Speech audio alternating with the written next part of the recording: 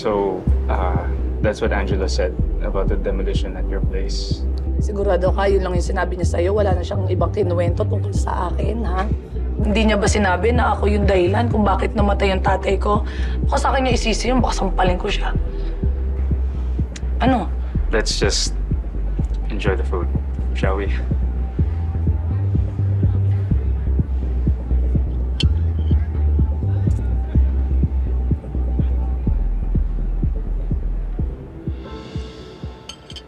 Hey, are you okay?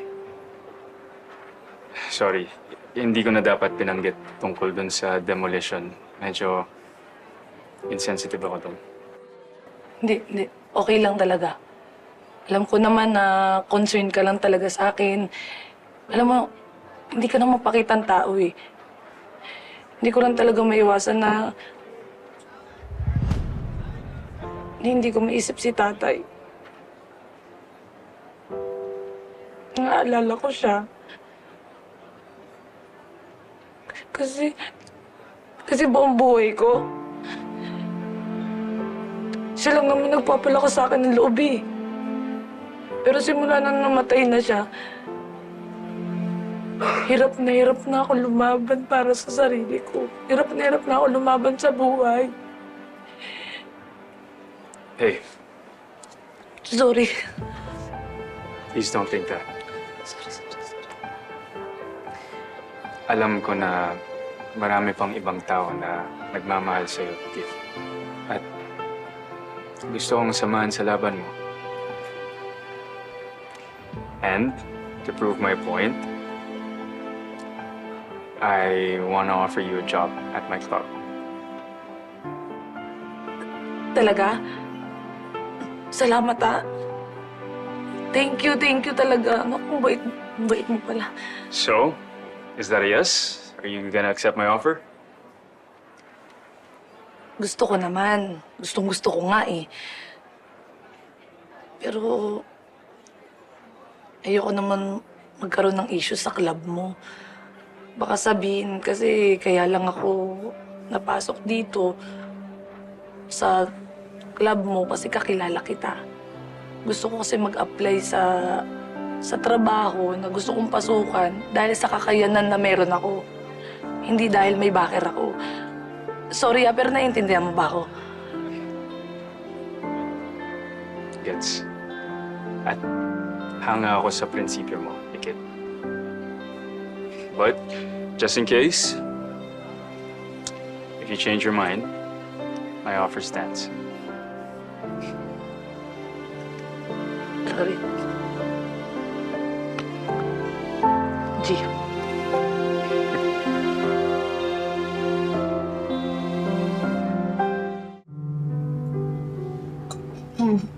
So, when's your next date with Drew? Gosh, tinanong ko na nga siya kung kailan yung next free time niya. Sabi niya sa akin, hectic pa daw ang schedule niya. Hectic. Okay. Oh my God. What if mas madalas palang makita si Drew and ikit kaysa sa'yo? Shut up! Huwag kang nega vibes. Na-bad trip na nga ako last time na pinag-usapan namin yung babaeng yun eh.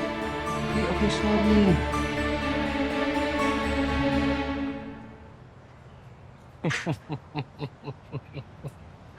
Oh my God! Speaking of the devil! Well, talagang pinaglalaruan kayo ng tadhana. Hashtag sad girl. Hashtag lonely ikit. Hashtag pray for ikit. Bakit naman sad ang ex-stepsister ko?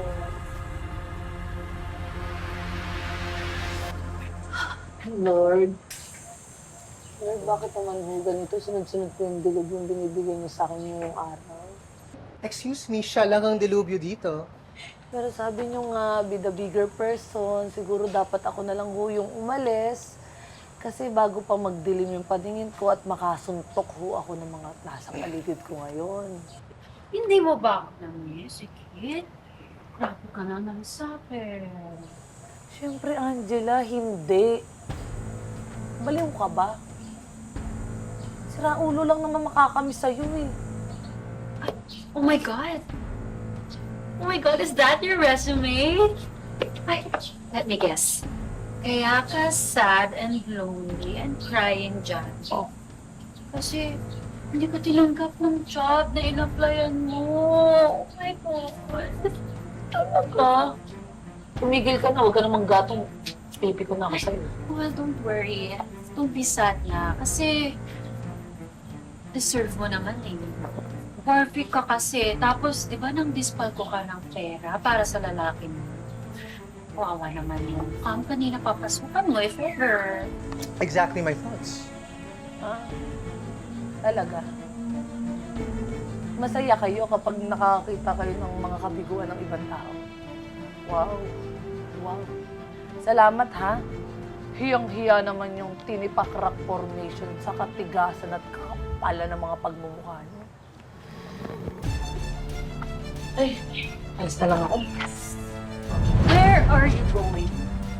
I'm still talking to you. How dare you disrespect me? Ay, dewa akong kaya dahil hindi ka naman karespe-respeto, Angela. Ah, ganun ha?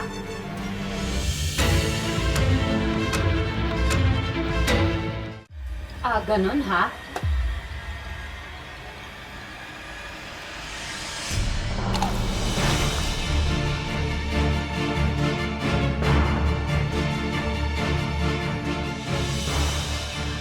Are you okay?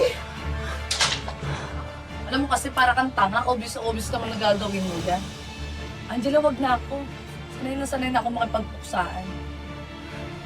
Witch! Give me your drink! Ayoko nga, inom ko pa to. I said Tsaka, give me your baka drink! mag-beast mode sa akin yung stepsister mo. Pwede ba? Wala akong pake! Just give Bayan me na, your kabibili drink! ka ng bagong drink. Ano ba? I can buy you another drink! Just give me that no, drink! No,